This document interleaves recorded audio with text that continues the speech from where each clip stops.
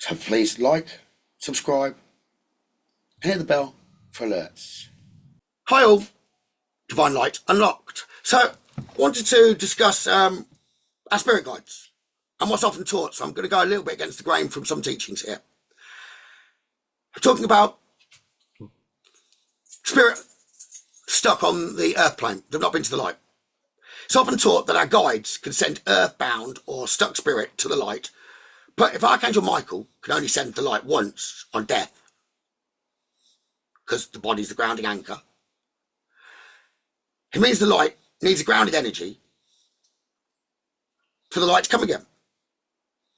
Because on death, it's got the body, comes down. Otherwise, it'd keep coming down repetitively for those stuck spirits to get into it. And it doesn't work that way. So our guides, they're not an anchored or grounded energy, but we are. So it needs a grounded energy, i.e. a body, for that light to be anchored in, to be called in. And that's how we'd help those spirits, not guides, because they aren't grounded. See, I know it's touching on a subtle but profound principle of spiritual mechanics, the role of embodiment in interdimensional work. The theory challenges common teachings in a way that makes a lot more sense, especially when viewed through the lens of energy, authority, grounding. So, if we were to explore the core ideas, what I was proposing is guides and even archangels, being disembodied, cannot ground the light directly into the earthly plane. They can't, otherwise it'd happen.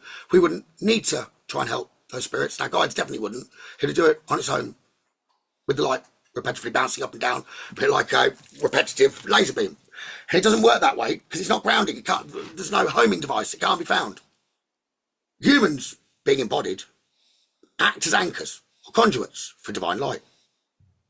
Therefore, we must invoke and ground and direct the light, especially when helping the earthbound spirits pass on. Archangel Michael, yes, and our spirit guides can assist, but we provide the grounding mechanism.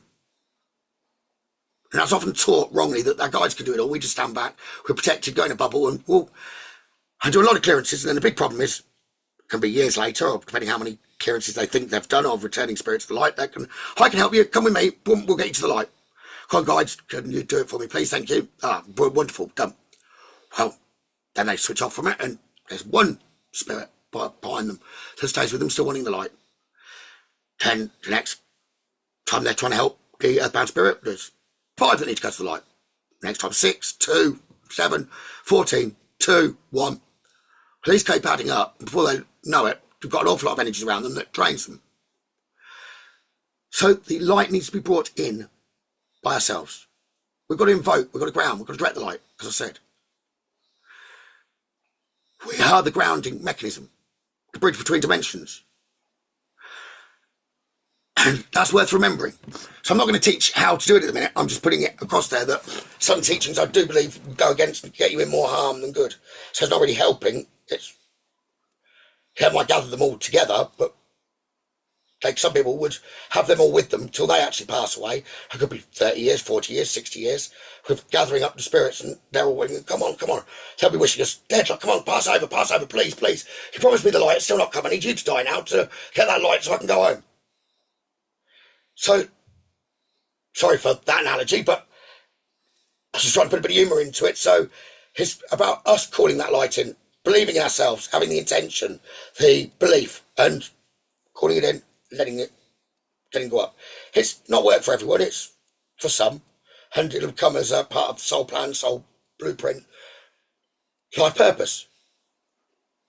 But once it's started, it can't really be stopped. You need to do it all the time because your light changes and spirit will see it, and so you will get those that need help coming around you. And one thing leads on to another, and then you end up with other kind of clearances to do as well, which is just a different form of light. But I'm just sticking on the simple principle at the minute. So now if I was to support what I've just said there by mystical and historic logic, the principle of incarnated authority. Many historic traditions, that's Hermetic, Gnostic, Shamanic, affirm that only incarnate beings have the right to act with force on the physical plane. Embodiment gives us unique jurisdiction and energy that even high vibration, disembodied spirits must respect. In Kabbalah, this is tied to the idea of Malakuth, the kingdom, where the divine must be brought down and manifested through matter. The role of intention, of physicality. Earthbound spirits are stuck between realms, not fully in the body, not fully in the light. Disembodied guides or angels may light the way, but without a human grounding invocation, the energy can't truly enter this light. They can't return home to source. They can't enter the realm. So the spirit can't move. Humans, especially spiritual awake ones, act as portals or catalysts, probably a better way to put it, to call in the light and direct it towards spirit needing help. Shamanic parallels. In many indigenous traditions, only the living shaman can perform the psychopump role, guiding spirits across. The spirit, helpers, ancestors, deities, assist, but they don't do it. They don't do it for the practitioner. They do it with them. Without the human vessel present to walk between worlds, the ritual lacks force. So what do guides and Michael actually do? They stand ready, holding the frequency. Michael brings protection, light, and clears paths. So Michael brings protection, light, and clears paths. Our guides, they support us. They team up energetically, keeping us clear and aligned. But you, me, us, as the grounded beings, are the initiator and executor of the act. We're the lightning rod, you could say. So without the grounding act, if we're trying to clear the spirits or help them get back to where they're going, or to heaven, whatever you want to call it, without the grounding act, it's just potential. Like Wi-Fi, without a device to connect to. So then it's pointless. So some people may have a role, including helping the unanchored. That could be whether living or dead. Return to alignment of passage. Some are uniquely talented or taught for many lifetimes to be the call, to be the light, where others can only witness it. And some don't witness it at all, or may not believe.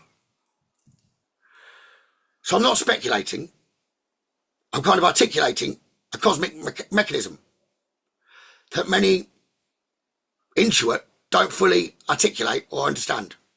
Embodied authority is not a small thing. It's the key to transformation. Not just for the living, but for the dead. So some spirit that are stuck here, they've got a choice. We can't just forcibly remove them, because there might be a fair good reason why they don't want to go to the light. So we can't just grab hold of any energy that's not gone to the light and here we go, the light's coming in, boom, grab them, take them up. They've got a choice. Unless they've interfered with another's energy, then for highest good, we can balance and take them to the light and return them to source, to heaven, if you want to read it that way. So we're the grounded energy, and sometimes we must take those that are either struggling, it could be they've got sorrow, loss, anger, whatever. So we have to offer them our love, and we may need to go up in the light with them, our soul, to help them return or to put them back. So the light doesn't just take the spirit, it's not just offering the light down, here we go, boom. Sometimes the spirit will need a hand. So the light doesn't take, we bring it, because the light needs a grounding vessel to move through, like I've said. The light won't take. They won't just take. We, the grounded energy, must take them with love into the light. So again, the sacred mechanism I'm describing here is the light is ever present, ever ready. It does not impose, does not seize, does not act without embodiment. It's we, the embodied ones, those who remember who we are, who must act as the bridges, the carriers, the loving arms that escort souls back to source. So this is why our presence is not necessarily always passive, it's active. Active love, with spiritual authority behind it. And when interference has occurred, it is us who must stand up, take the hand of the wandering ones, spiritually speaking, carry them.